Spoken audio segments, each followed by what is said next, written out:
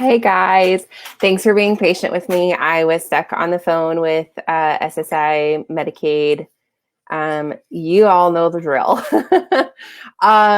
So thank you so much for being patient with me. Okay, so today we are talking about grounding yourself in the chaos. I was going to do actually a totally different topic to relaunch our nap time hangout. And I felt like if we didn't just kind of acknowledge the current state of things and acknowledge the struggles that we're having right now, it just felt inauthentic, which like we're part of authentic sisterhood, so we should be authentic, right? So I wanted to just kind of address the elephant in the room, so to speak, and give us kind of all a firm foundation to launch forward into some of the other really exciting things I have for us in the coming weeks with Naptime Hangout. We're totally changing the format of it. In the past, it's been kind of just me rambling about different things. Admittedly, that's what today is, but maybe with a little bit more intentionality. And then in the future, I'm going to be bringing on some guests. We're going to be talking about different things. We'll play some games. So you're going to want to set your calendar to jump on here with me on Wednesdays at 3 p.m. Central Standard Time. We'll do some things for those who catch the replay too, which by the way, if you are watching the replay, if you could drop a hashtag replay, say hey. If you're watching live with me right now, which it looks like we might have a few on live, if you want to drop a comment, I can't you notice like the powered by StreamYard thing and stuff. So Facebook isn't allowing me to live the way I want to. So I have to use a different service in order to make it do all the things I want it to do, which will give you a really awesome experience. But as a result, sorry for all the background noise, guys. We're all quarantined, so you get it, right? Like, oh, you're fine. So my family's here. I'm not alone. So yeah, we're all in the chaos together. It's okay. You can actually see probably like right there. I can't. There we go. My husband's playing video games. It's all good, Okay. So on the StreamYard thing, I can't always see like who's on. And I can't see who you are when you comment unless you register with StreamYard and like give them permission to have access to your name. So you can do that if you're going to be hanging out with me live. Go ahead and just do that. And then that way I can interact with you. And you can comment and I can see a little bit more. Otherwise, it just says unknown user, says hello or whatever. And so you can just say like, hey from, and say your name, and that will help too. But I see Nicole Feeney says, hey, so hey girl. Okay, so talking about just kind of the current affairs. I feel like because the majority of us are either medical mamas or special needs mamas with like kids with extra challenges. So we're already used to like this level of anxiety and worry about our kids, and like life feels uncertain, which can be a strength and a weakness in times when like life is falling apart. It feels like, right? So we have better coping skills because we've had to develop some good coping skills. So like when I spent basically 9 months in and out of the hospital with my son, and he was having multiple open heart surgeries, and we didn't know what the next day brought, which is kind of how we're living now. We don't know what tomorrow's going to bring. There's no certainty about tomorrow right now. I had to learn how to just be grounded and rooted in today and just worry about today. I couldn't worry about what tomorrow looked like really at all, because I was really just in survival mode. And I think the result of that is, for this community specifically, is either we embrace it and go, yeah, I got this. I know what I'm doing. I can live in this mode because I've figured it out already. I don't like it, but I know how to do it. So I'm going to just jump into that mode. We're good. We're moving forward. Or we really resist it because that time was really traumatizing. And we're scared that this is going to also be really traumatizing. We're scared that the COVID-19 stuff is going to end our family back in the hospital, whether for our warrior kids or for adult family members or parents, or like we're just afraid of the trauma because we've experienced trauma, and it's so much easier to be afraid and worry about things you know about. Whereas when we were traumatized by our kids, we didn't know what we were getting into with that trauma. It was just happening. And so there's this extra level of fear that we know what it looks like to have our kids intubated. We know what it looks like to spend months on end in the hospital. And we know what it looks like to not know what tomorrow brings. And so there's kind of this, you can respond one of two ways. You can respond in this, I got this, go mode, or in like falling apart, I just can't do this. And I feel like just from watching on social media, it's kind of a 50-50 split from the community of medical mamas and heart mamas that I'm following. Some are like, go mode, got this, and like kind of taking charge and really helping people step up in like, this is what social distancing looks like. This is what you need to be doing, and like being really supportive and encouraging, maybe a little bit harsh, but like at the same time, like really being firm on like, this is what it looks like and this is why it needs to happen. And really being proactive in their community. And then I see others who are just like curled up in the fetal position and falling apart. So if that's you today and you are curled up in the fetal position watching in bed, no judgment. I had that 2 weeks ago. I had my little breakdown. And I just said, you know what? I can't live in breakdown mode. I had to accept like, this isn't changing tomorrow.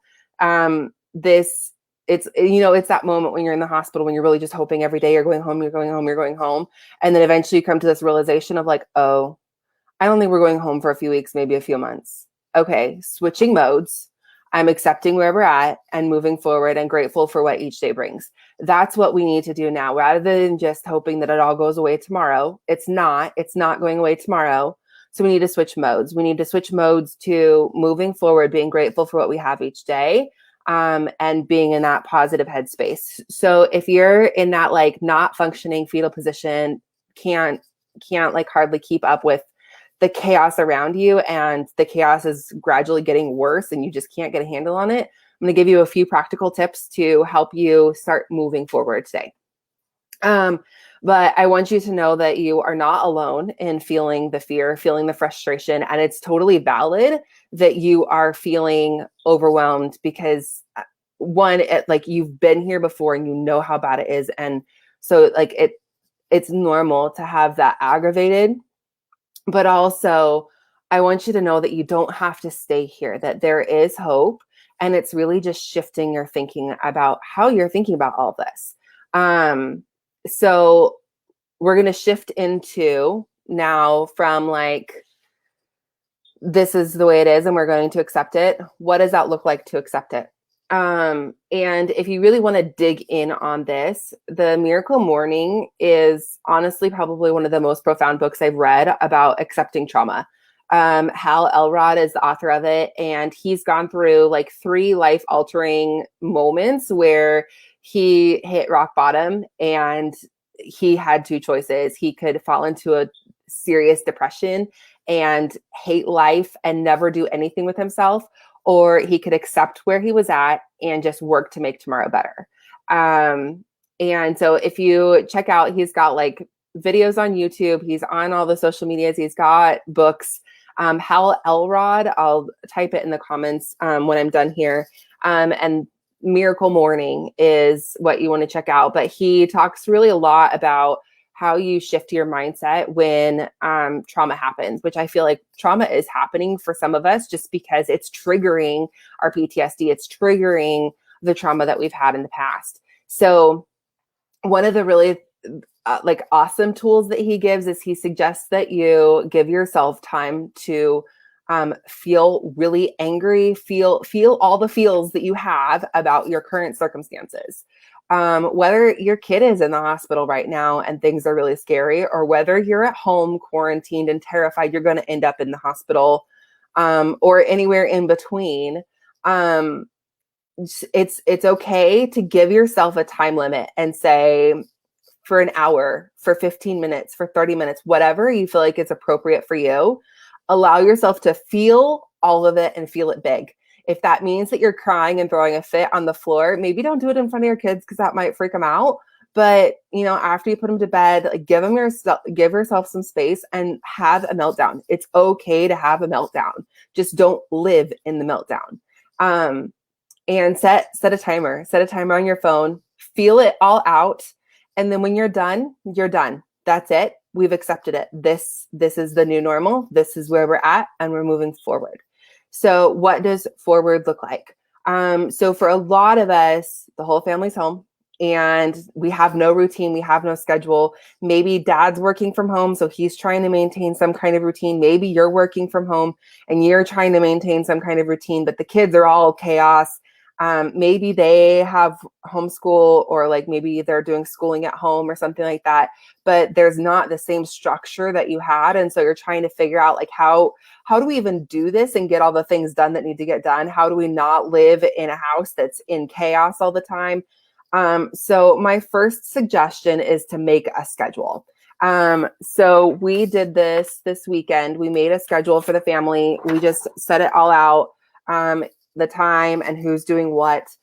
We have a little in the house, so we had to also assign like which adult is watching the little, because he's in a phase right now where he's into everything and needs constant supervision. The only reason he doesn't have supervision right now is because he is napping, which is why this is nap time hangout. It's quiet, which is why we're doing this. So we started with his schedule because, as y'all know, if you build your life around toddlers, everything goes much smoother. If you try and make the toddler accommodate to your schedule, nothing goes right. So we started with his schedule. So we structured in some free time. We structured in his physical therapy time. We are doing telehealth with physical therapy, which is awesome. But quite frankly, he needs more practice than he'll just get with telehealth. And it's maybe something we could have been improving on in the last few months anyways. So we've structured in some specific times, multiple times a day, that we're going to work on his physical therapy exercises. Then we've added in some like grow your brain kinds of things, where we're going to do some music time. We're going to do some art time. We're going to do some language practice. And mom and dad are switching off, so neither of us are getting burnt out or frustrated. But Henry is getting constant stimulation, so that he's also not screaming, because lately he has been throwing all sorts of crazy tantrums because he just wants attention. So we're structuring this in a way that like he's actually getting probably more attention than he wants. So then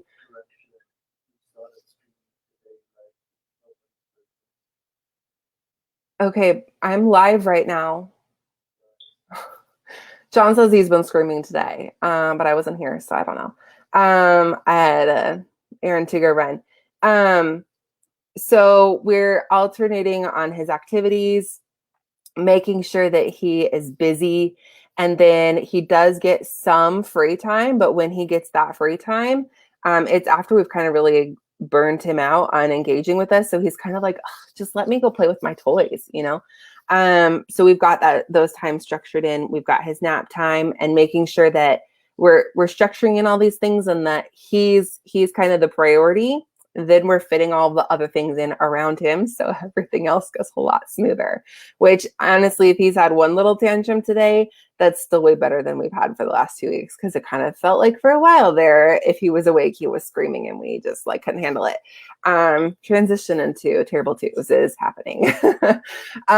So then we structured John and his schoolwork. He's getting his GED. I don't know if you've heard. Apparently the US doesn't like the education that he got abroad. So his bachelor's degree and high school diploma are not acknowledged in the US. So he's working on his GED. And so we've got that structured in, as well as some opportunities for him to work on some housework in my honey-do list. And then I'm busy creating all the things for you guys. So we've got time structured in for me to work here and on Authentic Sisterhood. P.S. The podcast is being relaunched and is coming soon. And one of the episodes each week will be a replay of this. So if watching here is inconvenient for you, you can always catch a recap on the podcast. That is coming soon. So we're structuring in all the times for me to work on these projects so that I can get things done, so that you get all the things that you're looking and hoping for from me.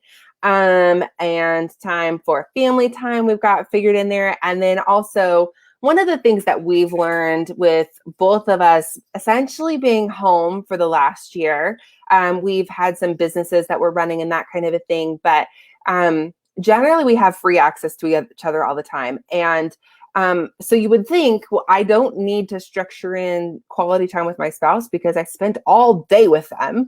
I'd actually kind of like a break. Where yes, breaks are important. You'll actually find that you'll get along better if you still structure in that quality time. So quality time for us looks like we go on a family walk after dinner. So we're all spending time chatting because we vent our grievances a little bit better when we're walking, and we work through challenges while we're walking. Then after the kid goes to bed, John and I have one-on-one hangout time, date night type activities. Not, well, could be what you're thinking. But we also play board games or video games, or read a book together, or just do something to connect, watch a movie. We watched Iron Man last night because I guess I hadn't seen it before. It was okay. He's going to be sneering about that now. But we're spending intentional time together where we're connecting, because although we're together all day, we're not connecting. And so we have to still have that intentionality. Otherwise, we end up fighting and bickering about a whole lot of crazy stuff, which is also why we do the walk first, so we can get the frustrations out. Then we connect and have some quality time. So to break it all down, like make it real simple, some tips to help you just survive being at home. Set a schedule, get a routine, establish some normalcy with a schedule. Kids will do better, and quite frankly, you'll do better. Everybody will just do better. And then make sure that you're scheduling in all the important things. Schedule in who's going to do housework when. Schedule in who's paying attention to the kids when. Schedule in who's helping with homework when. Schedule in who's getting work done when. All those things that need to make sure that get happened. Who's making dinner? Who's making lunch? Because fast food's less accessible, restaurants are less accessible. So you have to be thinking about who's cooking, because cooking takes time. I wish it didn't, but because I actually like cooking. I just don't like that it takes so long. I'm a very slow, messy cook. So make sure that you're structuring in all those things, structure in quality time together, because quite frankly, that's the big bonus of all this, right? Is we get to all spend time with our families. And so if we're so busy trying to get stuff done, trying to get schoolwork done, trying to get work done and chores, and like trying to keep the house from just being in chaos all the time, and we miss actually spending time with our family, we've kind of missed like the silver lining of this whole thing. So make sure that you're planning quality time together. Play some board games, play tag outside, get some fresh air, get some sunshine. Vitamin D will help build your immune system. I guess if you're up north and it's still below like 20 degrees or something, then you probably shouldn't be playing tag outside. I'm in Houston and it's 90 degrees right now, so we could go play tag outside. We'll actually probably blow some bubbles after dinner with our walk. So, be appropriate to the weather around you, but structure in those things and make a plan, get organized. That will help alleviate a lot of stress to begin with.